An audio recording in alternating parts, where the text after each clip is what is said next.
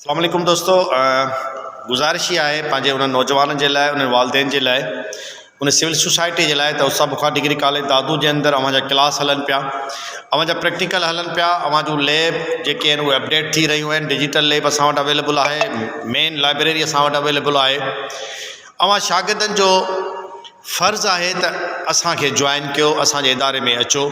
जिनजी भी दाख़िला असां वटि थियल है, मेडिकल हुजे, इंजीनियरिंग हुजे, कॉमर्स हुजे, आर्ट्स हुजे, जंहिं बि शोबे में जेको बि शागिर्द असां वटि इनरोल्ड है, महिरबानी कयो, पाण ते ज़ुल्म न कयो। तइलीमी इदारा अवांजा हलन पिया। अवां जे लाइ जेको वक़्तु आहे सिर्फ़ु 2 सालनि जो वक़्तु हूंदो आहे, जंहिंमें तव्हां फर्स्ट ईयर इंटर करे ग्रेजुएशन जे लाइ अॻिते मूव कंदा आहियो। असां वटि हर उहा सहूलियत जेका शागिर्द खे मिलणु खपे, उन में पाणी आहे, क्लासरूम आहिनि, डेस्कूं नयूं आहिनि, बिजली आहे, ऐं वॾे में वॾी ॻाल्हि त उस्ताद अवेलेबल आहे अवांजे सॼे सिस्टम जे अंदरि। नाए 8:30 बजे खां 1:30 बजे ताईं असां तव्हांजा 5 क्लास हलायूं पिया, जंहिंमें सभु तक़रीबन क्लास थियनि था। अगरि को उस्ताद अवेलेबल न आहे त कोशिशि हूंदी आहे त कंहिं न कंहिं हवाले सां उहो क्लास बि असां तव्हांजो पूरो कयूं।